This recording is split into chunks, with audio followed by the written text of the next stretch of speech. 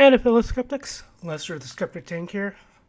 What you're seeing right now is kind of a work in progress, but I think I got things where I want them as far as my KDE customizations are concerned. I do want to highlight the workaround I did previously discuss when I started changing my look and feel wholesale. And I know I glossed over the workaround I made, or paid lip service to rather. What I'm going to do is, you're seeing right now, you're seeing a command line, but let's go back to the pop-up received when I try to enact certain themes.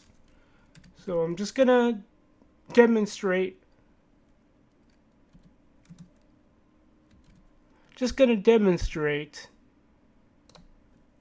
just real quick on grabbing themes. Of course, you saw me go here.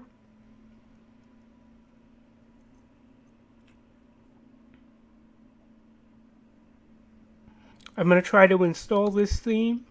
Just going to install it. I think I'm pretty good where I'm at. This is what you saw, and you had seen me do something here, work with this reference. I have to keep this location in mind. So what I ended up doing again, I'll set up sudo at some point because maybe it will be more time efficient for me. But I just got so used to logging in as super user, just putting in the password. For me, they talk about types of learning styles. Tend to be mixture of kinesthetic and visual. So I suppose I'm all three based on how I appraise what I've learned throughout my life and how I go about acquiring that knowledge. It's like me and passwords. The more I type it, the more I am able to memorize it. I used to be able to do that with CD key codes. Not to brag too much about that. So I see the information pulled from the error message, and I'm going to try to bring up Vivaldi and swing it over. Bear with me here. I am going to try and give credit where it was due because I did find that error and the discussion on that error. So I'm just going to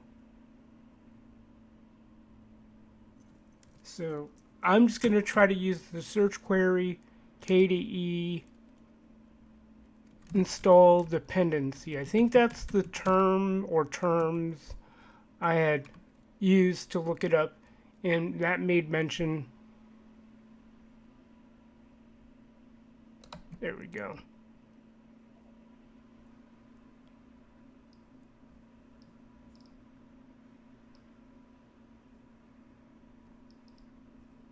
I don't think that was it, but it might have been this one here.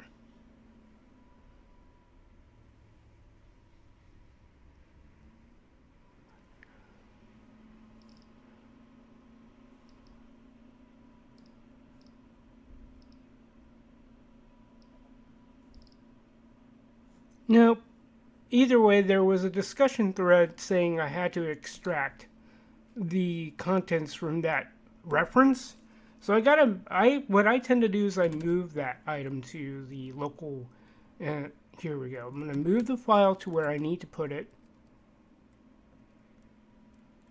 And again, I just do that.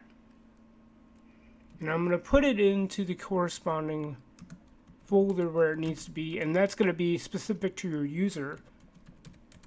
And in case you guys weren't aware, .local, that specific folder, that tends to be a hidden folder.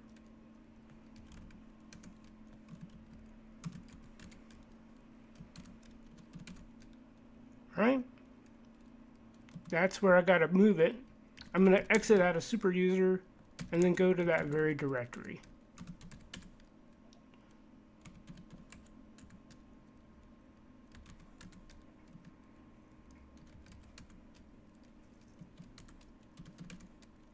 And I'm gonna go in, and then you're seeing what I've done with Dolphin. You kind of see that there's a split view between the folder and my command line interface. It's a nice little feature. Kind of consolidates my windows. And I'm going to go with that same string of, in terms of the file name, and I'm going to do that. I'm going to click on to the box. I'm going to close this out because it should be there.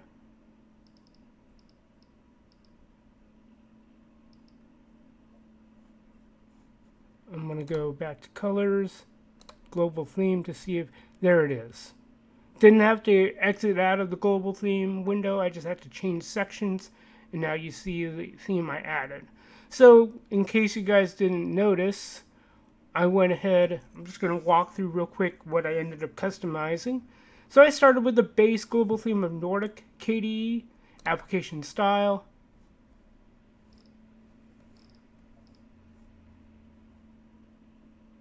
It went with Breeze. That's fair. Plasma style, I went with Nordic colors. Nordic round. Window decorations, I went with Nordic. Got that. I have to admit, the one thing that was a sore spot, especially when Windows Vista came about back in the day, it was trying to be something it was not.